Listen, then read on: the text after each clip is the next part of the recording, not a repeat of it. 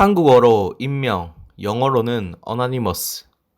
오늘은 오늘은 이들의 정의와 활동에 대한 이야기들을 여러분들과 함께 살펴보려고 합니다.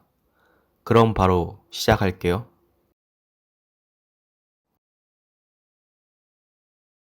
최근 러시아와 우크라이나의 전쟁으로 인해 많은 사상자가 발생하고 있는 와중 반인륜적 전쟁, 오직 자기 자신의 나라의 이득만을 위한 전쟁을 일으킨 러시아에게 익명 해커 단체 어나니머스가 러시아에 대한 사이버 공격을 선언하고 이 행동을 실천하기까지 이르렀습니다. 과연 그렇다면 어나니머스는 어떠한 정의관을 가지고 어떠한 방법을 사용하면서 여태 어떤 사람, 단체, 국가들에게 참교육 등을 해왔는지 한번 자세히 살펴보도록 하겠습니다. 일단 첫 번째로 살펴볼 것은 어나니머스의 정의관입니다. 어나니머스는 일단 이름 그대로 익명이라는 단어를 토대로 움직이는 집단인데요. 우선 익명으로 활동하는 이유는 우리의 예상과 동일합니다. 아무래도 해킹, 즉 불법적인 활동을 어나니머스가 주로 하기 때문인데요. 그렇다면 왜 어나니머스는 어떠한 정의관을 바탕으로 자신들의 공격 대상을 정하는 걸까요? 위 질문에 대한 답은 바로 한 가지 단어로 기결된다고도 볼 수 있는데 그건 바로 세계 평화 파괴. 즉 어나니머스는 세계 평화 질서를 위배하는 개인, 단체, 나라들에게 분별 있는 사이버 테러, 해킹을 시도한다는 것입니다. 즉 이번 사례 러시아, 우크라이나 침공 같은 이번 사례에서도 왜 어나니머스가 이 일에 관여하게 됐는지 우리는 세계 평화 파괴라는 이 단어 하나로 모든 상황이 정리가 다 되는 것 같습니다. 또한 어나니머스의 공격 대상은 꼭 국가가 아닌 개인, 단체와 같은 사회적 단위로까지 내려갈 수 있으며 또한 주된 공격 대상은 권력 남용을 일삼는 고위 권력자나 집단 혹은 법의 투명성을 해치는 자나 집단 등도 어나니머스의 공격 대상이 충분히 될 수 있다는 것입니다. 과연 그렇다면 어나니머스는 어떻게 활동을 하며 어떠한 방법으로 집단적인 해킹을 할 수 있는 것일까요? 그건 바로 어나니머스가 운영하는 트위터나 유튜브 같은 매체에 자신들의 공격 대상을 선정한 뒤 이를 발표 후에 집단적으로 공격 대상이 된 나라 혹은 단체 혹은 개인에게 사이버 테러 및 해킹을 한다는 것입니다. 또한 공식적으로 어나니머스가 아니더라도 자신의 해킹 실력이 어느 정도 있고 자신이 사이버 경찰들에게 잡히지 않는다는 실력선에서 아무나 누구나 연령, 성별 관련 없이 이 사이버 테러에 누구나 참여가 가능하다는 것입니다. 또한 만약 이렇게 어나니머스가 주최한 집단적 해킹 작전에 개인이 참여하였을 때 혹시나 개인들에게 가해지는 법적 처벌 등은 어나니머스가 따로 실드나 커버를 쳐주진 않는다고 합니다. 즉 위처럼 불법적인 해킹 일을 해도 욕보단 칭찬을 받는 익명 해커 집단 어나니머스. 그럼 지금까지 어나니머스의 정의관과 공격 대상 선정 방법, 해킹 방법 등을 알아봤으니 오늘의 메인 DC인 어나니머스의 참교육 사례들에 대해서 더 알아보도록 하겠습니다. 2017년 3월 8일 수요일 이날 어나니머스는 어린이 등장 음란 사이트 1만 개를 폐쇄시켰다고 전 세계 사람들에게 트위터를 통해 알렸습니다. 즉 여기서 1만 개라는 숫자가 가지는 의미가 매우 큰데 그건 바로 넷상에 존재하는 전 세계 불법 음란 사이트 중 20%에 이 숫자가 해당된다고 합니다. 또한 폐쇄된 이 사이트들의 연산물 중 50%, 즉 반이 음란물이었고 당시 이 사이트에 가입되어 있던 일부 사용자들의 개인정보들을 어나니머스가 공개하며 이 사람들을 주의하라. 또 자신의 주변에 이 사람들이 있다면 무조건 손봐라. 라고 전 세계의 이 사이트 가입자들에 대한 모든 신상 정보들을 전 세계에 알짜배기로 뿌렸다고 합니다. 멕시코 범죄 조직 로스 세타스와의 전쟁. 이 사건은 어나니머스의 저력을 확실히 세계에 알려준 사건 중 하나인데요.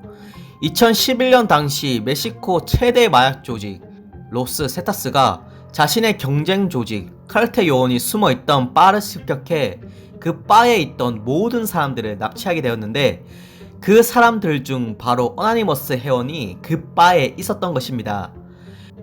또한 이후 이 사실을 알게 된 어나니머스는 해당 조직 로스 세타스에게 자신의 회원과 사람들을 지금 당장 풀어주지 않으면 로스 세타스 조직 일원들의 개인 정보들과 너희들과 얽힌 모든 각계각층의 인사들, 경찰, 검찰 등의 정보를 세상에 널리 퍼뜨리겠다고 경고하였으나, 당시 어나니머스의 위험성을 잘 모르던 로스 세타스가 이를 무시하자 어나니머스는 앞서 언급한 모든 정보들을 범죄 조직 로스 세타스에게 보냈다고 합니다.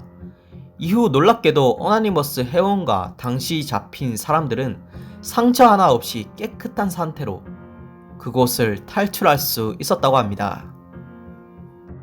2015년 11월 18일 IS와의 전쟁.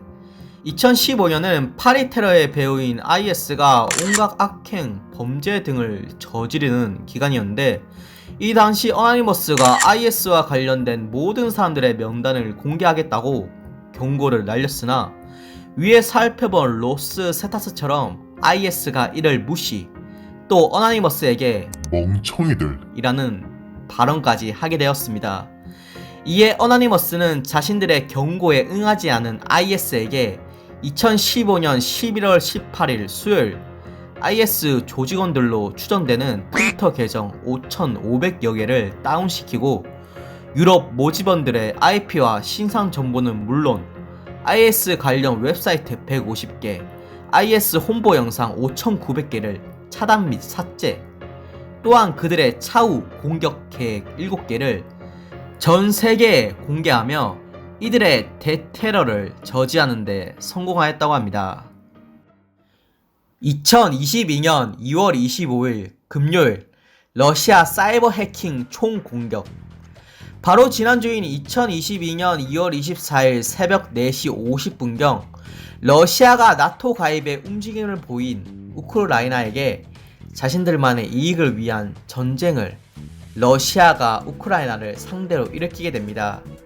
이에 많은 민간인, 군인, 사상자들이 나왔으며 많은 피난민들도 우크라이나에 발생하게 되었습니다. 또한 2022년 바로 이 21세기에 전쟁이라는 키워드를 실상으로 전 세계에 띄운 러시아에 대한 전 세계적 사람들의 분노와 경로가 전 지구촌을 휩쓸고 있는 와중, 인명 해커 단체 어나니머스가 러시아 국가를 상대로 사이버 테러와 해킹을 하겠다고 선포하게 됩니다. 이후 러시아 정부 국영TV 300여 개의 방송을 어나니머스가 중단시키고, 현재 전쟁의 피해를 받고 있는 우크라이나의 현지 상황 영상과 우크라이나의 노래, 즉 국가가 러시아 TV에 어떠한 방송을 틀어도 위와 같은 우크라이나 관련 영상이 계속해서 재생됐다고 합니다. 또한 크렘린궁을 포함한 정부 웹사이트 6개, 러시아 은행 인터넷 뱅킹 등을 계속 지금도 어나니머스가 마비, 해킹 시키고 있으며, 러시아 군의 군사 기밀, 무전, 그리고 공격 계획 등도 SNS 상에 계속해서 공개하고 있다고 합니다. 또한 현재도 어나니머스는 러시아와 우크라이나 사이의 전쟁이 종식될 때까지 지속적인 해킹을 계속 시도하겠다고 밝혔습니다.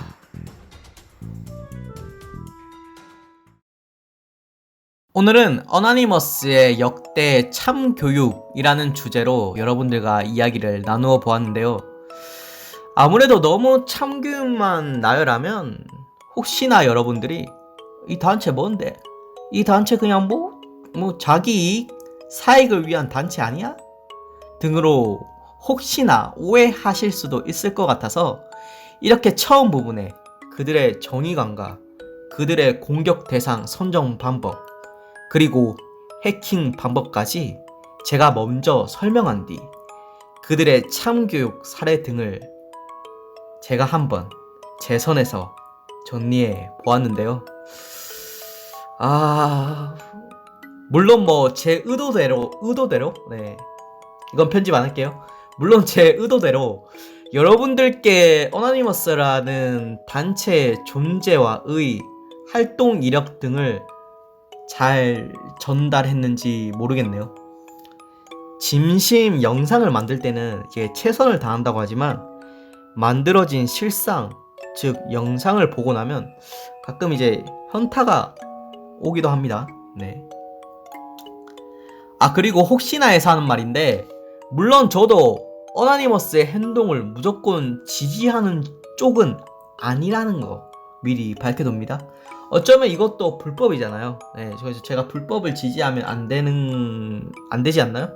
네, 불법을 지지하면 절대 안 되기 때문에 지지하는 것은 아닙니다. 네, 지지하는 것은 아닙니다.